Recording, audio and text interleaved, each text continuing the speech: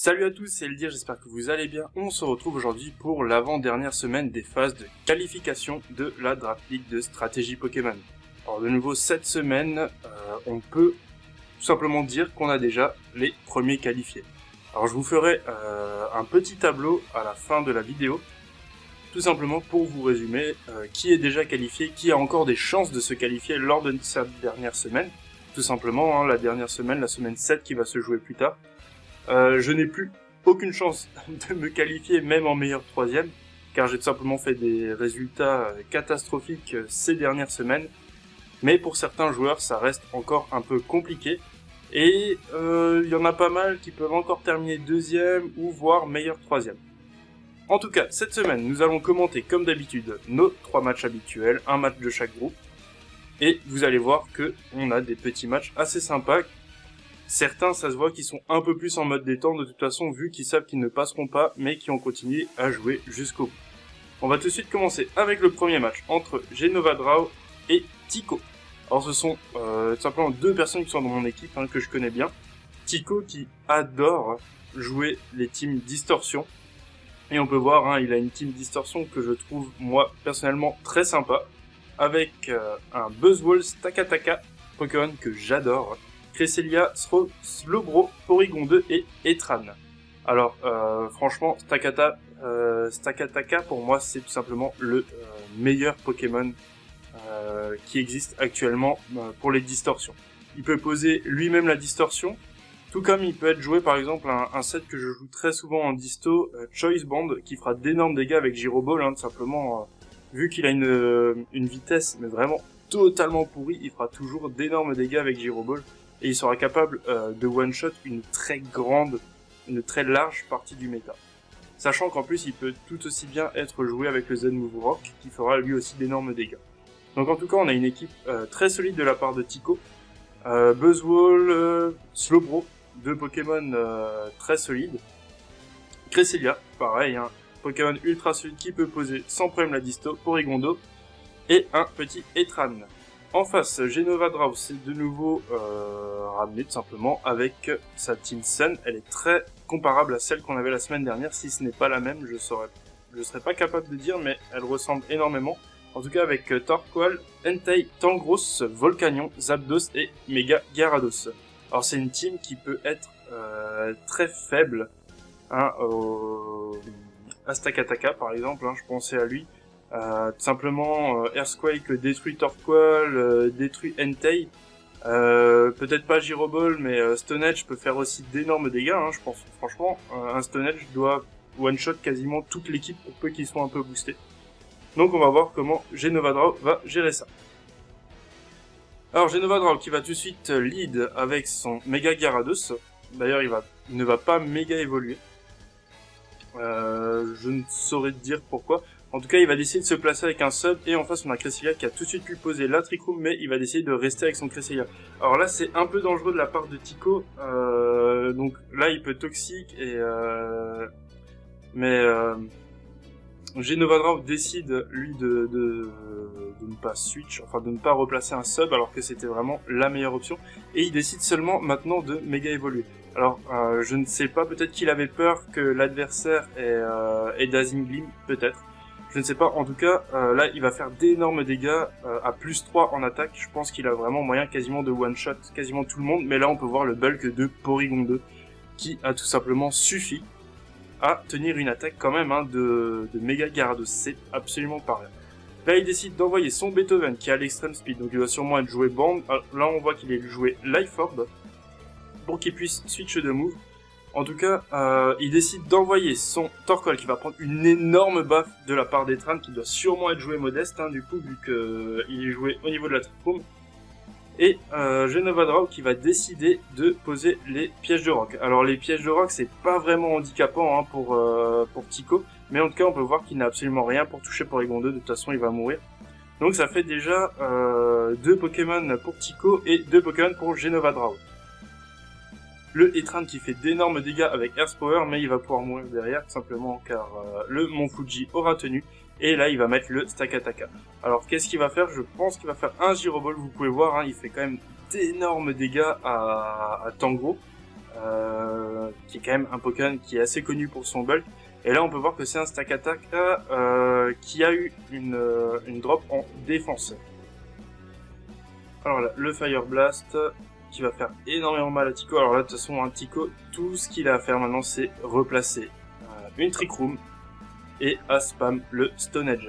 Alors je ne sais absolument pas quelle attaque a tout simplement quel set a son Stakataka. Mais je pense qu'il y a largement moyen. Alors là, est-ce que c'est pas une mauvaise idée de faire le Lunar Dance maintenant? Ça me fait un peu peur, il aurait peut-être dû le faire plus tôt pour pouvoir profiter au moins du boost de Stakataka. Là, le Stone Edge qui passe, hein, ça va se jouer vraiment à pas grand-chose. Il gagne en défense. Mais je trouve que ça a été un peu mal géré sur la fin, car si le Zapdos avait eu quelque chose pour gérer, là on voit qu'il miss. Imaginons le Zapdos avait été joué avec un Zen Move Combat justement pour prévoir Stakataka, hein, là on voit il y a pas mal de miss de Stone Edge. Je pense que ça aurait pu lui coûter la game tout simplement, Tico là en fin de partie. Alors bon, il a gagné, c'était un peu du misplay sur la fin, mais il a quand même réussi à remporter la victoire. Donc ça fait plaisir pour Tico car c'était sa première win hein, du tournoi. C'est vrai qu'il avait plus trop la motivation vu qu'il avait tout perdu, mais là on peut voir que sa team, en fonction du match-up, a vraiment moyen de faire beaucoup de dégâts. On va enchaîner avec le deuxième match entre Hurtado et Crushing Hops. Alors Hurtado qui se ramène toujours, alors cette fois-ci il va avoir seulement un double climat avec Dracofeu Y et avec Vanillux. Il nous a ramené un Excadrill qui jouait sans climat et assurément mode breaker, souvent pour lead, hein, tout simplement, avec piège de rock, focus sash, rapid spin. Le petit Jirachi, Mew, qu'on a pu voir, hein, qui m'ont fait extrêmement chier lors de mon match contre lui, et le Typhlosion. Alors Hurtado, ça m'a fait beaucoup rire parce que il a une équipe, c'est simplement une triple Scarf. Alors je ne sais plus qui sont les Scarfs exactement, je sais que Typhlosion et Vanillux sont Scarf. Je me demande si Excadrill ne l'est pas aussi d'ailleurs à ce moment-là et que justement il n'est pas joué Focus Sash. En tout cas, en face, on a Crushing Hops qui joue avec Araquanid, son Charizard X, Gengar, Rotom-Wash, Scizor et Kyurem Black, qui va être tout simplement très dangereux pour la team de Hurtado. Scizor qui a aussi moyen de faire d'énormes dégâts et Rotom qui va être compliqué à passer. Même s'il arrive à conserver son Excadrill avec Mold Breaker et Séisme, il a de quoi gérer assez bien le Rotom Wash. En tout cas, on va lancer le combat tout de suite. Alors, il va lead avec son Charizard Y d'un côté et le X de l'autre. Et on va pouvoir voir un peu ce qu'ils vont faire. Alors, Charizard Y qui décide de se placer tout de suite et la taille qui est lancée par Charizard. Le Outrage, alors... Il est très peu joué avec Outrage, mais là il savait qu'il devait pas avoir beaucoup de Pokémon faits tout simplement pour résister au Outrage. L'Outrage qui va faire très mal, hein. On peut le voir là au Excadrill, pareil, sauf que le Excadrill qui est joué Scarf, on peut dire qu'il a eu un peu de malchance de ne pas être débloqué tout de suite. En tout cas, on peut voir que le Gengar est aussi Scarf, donc il y a Excadrill qui a été perdu, là maintenant ça va être assez dur pour lui de gérer le Rotom. En tout cas, il envoie Charizard, et derrière ça envoie Kyurem qui va prendre une énorme baffe sur le Fire Blast, tout simplement. Et il décide d'envoyer son Rotom, pareil, qui va prendre 50% sur le Charizard, et le Solar Beam qui va tuer le Rotom. Alors là, pour l'instant, Hurtado qui est extrêmement bien dans le match. Hein. Là, tout ce qu'il a à faire, c'est spam les Fire Blast. Mais derrière, le Araquanid va tenir. Araquanid qui est quand même connu pour avoir un bon bulk spécial. Et là, tout ce qu'il a à faire, c'est taper Liquidation, qui ne fait pas d'énormes dégâts, car nous sommes sous le soleil. Et là, il va décider de partir. Alors, je sais pas s'il aurait mieux fait de rester avec pour tuer le Mew, car le Mew va quand même être un peu chiant, je pense. Même s'il va décider de le sac, hein, de toute façon, derrière, il a ses Scarfs. Il décide d'envoyer Typhlosion dessus. Typhlosion qui va faire Fire Blast, le coup critique, qui, je pense, va quand même jouer, parce que des dégâts comme ça doit pas forcément être cool pour le Araquanid, qui fait quand même 41% sur Jirachi. Et là, on a la Speed Drop. Le Body Slam qui va paralyser à cause du talent de Jirachi, et derrière ça va tuer avec la liquidation. Alors là, la paralysie qui va pouvoir être assez embêtante, même si je pense que le Charizard, Tailwind, il va décider de poser la Sticky Web pour que ses Pokémon ne profitent pas du Scarf. Est-ce qu'il a compris que les deux Pokémon étaient Scarf? Je ne sais absolument pas, cas, la Sticky Web, je sais pas si c'était une bonne idée, sachant que derrière, il avait quand même Gengar qui pouvait faire d'énormes dégâts hein, au Typhlosion. Il pouvait mourir derrière, c'est sûr. Alors Gengar, je pensais qu'il était joué Scarf, mais non. D'accord. Gengar qui n'était pas joué Scarf, je ne sais pas pourquoi je pensais ça. En tout cas, c'est un petit sweep de Typhlosion, donc c'était un match très court, très rapide, hein, très agressif, on a pu voir. Je m'attendais à des équipes plutôt défensives de la part de chacun, et on a pu remarquer que le triple Scarf, en tout cas, aura bien fonctionné. Donc Hurtado qui gagne 2-0, je ne sais absolument pas, il a gagné contre John, je ne sais absolument pas comment ils sont dans le classement, en tout cas je sais que chez nous normalement les deux premiers, voire les... En tout cas dans notre groupe on ne pourra pas avoir de meilleur troisième, car dans notre groupe c'était un peu plus équilibré, on va dire que les matchs étaient un peu plus serrés, du coup normalement ça devrait être le meilleur troisième du premier et troisième groupe qui passeront. On va tout de suite enchaîner d'ailleurs avec le match du troisième groupe entre Tampoko et Salty French Guy. Alors Tampoko, je crois que j'ai jamais eu l'occasion de commenter un de ses matchs. On voit qu'il a une team qui est quand même assez, que je trouve en tout cas assez drôle, que j'aime beaucoup. Avec Ditto, Skarmory, Mantine, Lopunny, Tapu Bulu et Cedinja.